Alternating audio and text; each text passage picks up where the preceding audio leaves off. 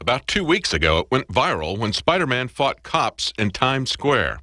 The New York Times interviewed many of them, looking behind the masks. They talked to a Mexican Elmo, an Ecuadorian SpongeBob, a Colombian Statue of Liberty, and another one from the Dominican Republic, Peruvian Toy Story characters, a Moroccan Spider-Man, a Colombian penguin.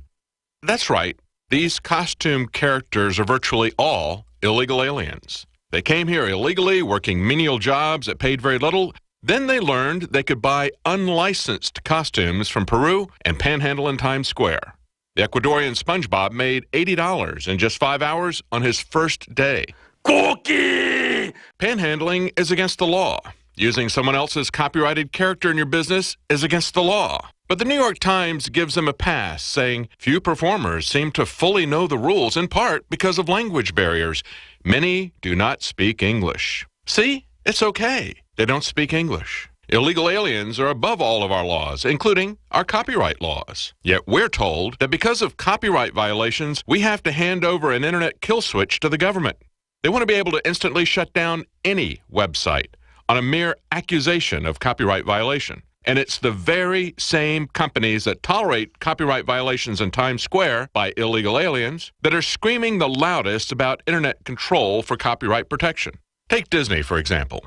Except for these illegal costume characters, Disney has been incredibly aggressive in protecting their copyrights. They got a lot of bad publicity back in 1986 when they threatened 3 daycare centers with expensive lawsuits because they had painted Disney characters on their walls. Hanna-Barbera not only offered their characters as a replacement, they sent their own studio artists to paint the mural. Then 3 years later, Disney sued the Academy of Motion Picture Arts and Sciences, the people who do the Oscars, because they opened their Oscar show with Snow White and didn't get permission. It is so exciting to be here tonight. There are stars out tonight. Stars with glamour are gleaming and bright.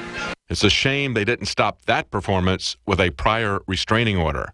Then in 2008, in a case exactly like what's going on in Times Square, a couple with a children's party business performed for the kids in Winnie the Pooh costumes. Disney sent them a cease and desist letter, which they complied with, except the demand to send Disney the costume. Instead, they returned it to the unlicensed Peruvian company for credit. The same company illegals in Times Square prefer to get their costumes from. Disney slapped the couple with a $1 million lawsuit, plus attorney's fees. And at the time, Disney said this: without firm licensing agreements, the company noted, it cannot control the quality and nature of the performance, the quality of the costumes, or the quality and background of the individuals providing the performance. Disney's already seen its character turned into a sex toy story when an illegal Woody was arrested for sex abuse. Even Santa Claus has weighed in on the issue. That's right, the real Santa Claus, a monk in North Pole, Alaska, who's legally changed his name, wants licensing of these Times Square characters to screen out pedophiles. But illegal costume characters want regulations to shut out competition, especially those Americans who they say flout the law. What's the Spanish word for irony? But they seriously don't like Americans, calling them money-grubbing arrivistas, in other words, newcomers. Times Square, they say, is their territory. The panhandling illegal costume character business is for illegal aliens who started it. Yet these black market entrepreneurs truly understand the basis of most of our business regulation, and that is to keep out your competition. Now, if they want the government to come in and regulate those money-grubbing Americans, which laws are the illegal costume characters going to obey? Do they want New York City to give them a license to illegally use copyrights? Should we ignore their copyright theft and call them undocumented costume characters until they get a license from Disney or Sesame Street? Are they even trying to get a copyright license? They pretend they're not violating the copyrights by saying that they're just street performers and they're not doing this for a living. But when New York City put up signs this past weekend telling tourists that photos are free, tipping is optional, an illegal costume character named Juan Perez complained that his income had dropped from $80 to $15. Another, Claudia Arias, said, "We need to unite so people can see that this is our legitimate way of supporting our families." But wait, I thought All they right, weren't so that's the doing this report. for You can money. see the rest of that up on Alex Jones's YouTube channel. That was from Friday night's Nightly News. They're going to actually create a union. They're going to be able to keep those money-grubbing Americans out of Times Square, perhaps. It's La Fuente that they're turning to. We're going to be right back after the break with Paul Joseph My Watson. name's Bruno. I'm 52 years old. I've tried different protein powders over the years, and they've all tasted pretty bad. I tried One World Whey and found it to be delicious. After 10 weeks on One World Whey, my wife commented, "You have more muscles and you're leaner than when you were 20 years old." My body has changed dramatically. I'm a cyclist. Normally I'll ride 2 days on and take 2 days off. After being on One World Whey, I rode 10 days in a row in over 100-degree heat, and then I'd take another 2 servings of One World Whey, and then work out at the gym for another hour and a half. I just couldn't believe these results. My normal muscle tightness and soreness after working out are virtually gone. Don't take my word for it. One World Whey comes in single servings. Just give it a try. One World Whey is derived from Amish grass-pastured cows and is newly reformulated to be higher in protein. Call 888-988-3325. That's 888-988-3325. Or visit oneworldwhey.com. That's oneworld.com. Hi, I'm Dr. Edward Group. It took me 20 years of searching the globe to find the deposit of the highest purity iodine available.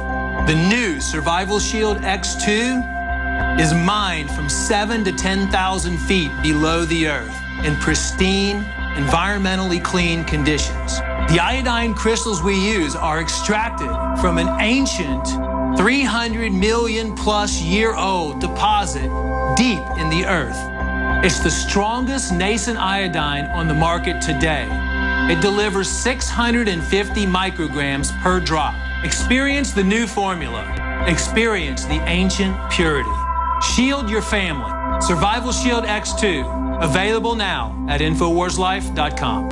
X2 from InfoWarsLife.com or call toll-free 888-253-3139. Clean water at home, clean water at the office, clean water on the go. The Berkey Guy has a Berkey water filtration model for anywhere you are and one that fits any budget. Thousands of satisfied customers can't be wrong. For free shipping within the U.S., go to goberkey.com or call 877-886-3653. That's 877-886-3653. Helping thousands prepare since 2005, goberkey.com. Virtually anyone can hack your cell phone and track your calls, your texts, your emails, your every movement, but only if they can detect a signal. Stay one step ahead of hackers and Big Brother with a Block-It Pocket, a custom-made pocket infused with pure silver that creates a complete Faraday enclosure for your cell phone. For free shipping to the lower 48, visit blockitpocket.com or call 888-315-9618. blockitpocket.com, enhancing health and privacy. In today's unstable environment, self-protection is critical. Civil unrest, riots, looting, it's happening now right here in the United States, and your rights are at risk. If passed, H.R. 5344 would ban Level 3 and above body armor. Katie Armor is standing up for you. We offer the most affordable Level 3 body armor on the market. Katie Level 3 armor withstands pistol and rifle hits up to 7.62 NATO. Get yours at katiearmor.com. That's C-A-T-I armor.com. Katie Armor. Come and take it.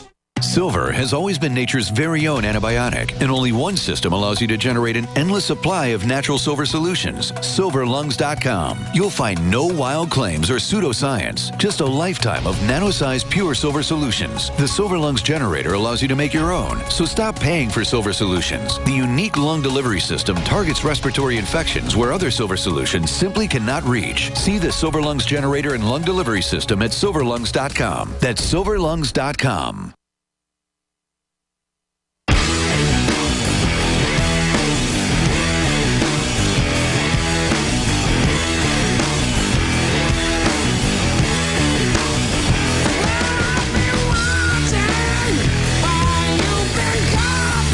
Welcome back to the Alex Jones Show. I'm David Knight here in Austin, and we have Paul Joseph Watson joining us in the UK.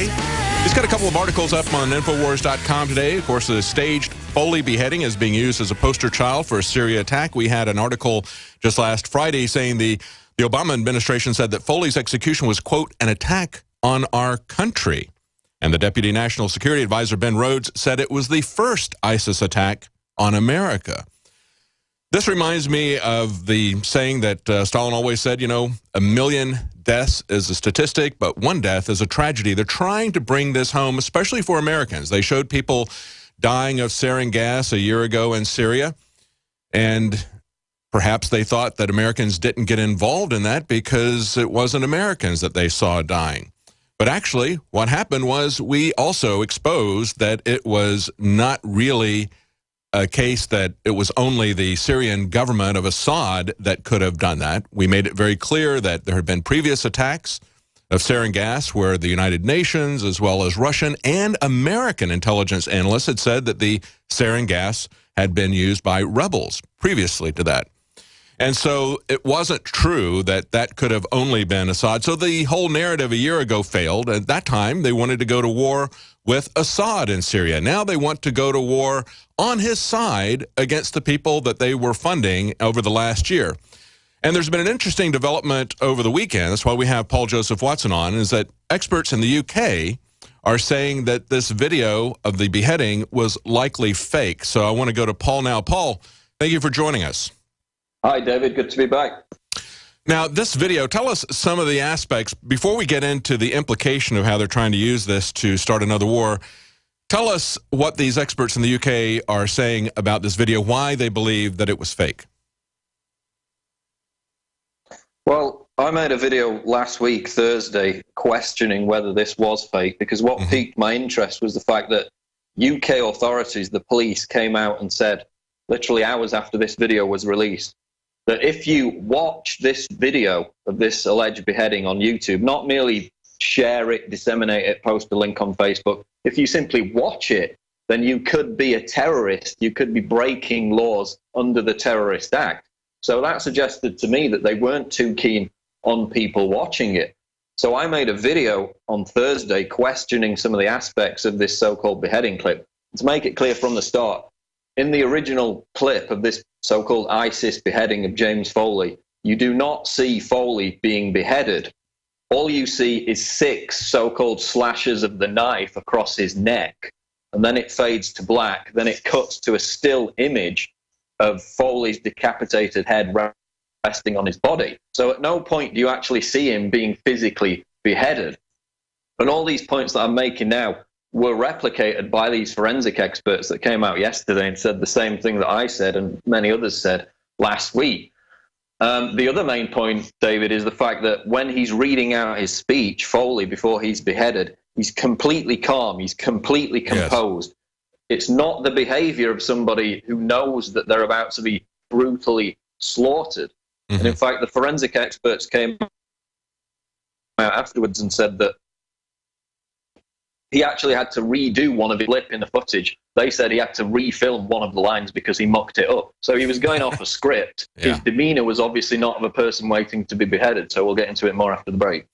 Well, it was interesting, and I want to talk after the break, too, about this censorship, because that is a major reversal. I mean, we ought to be concerned at any time that the government says watching a video makes you a terrorist, and yet they've been very accepting of ISIS and other terrorist groups' Facebook postings and social media postings.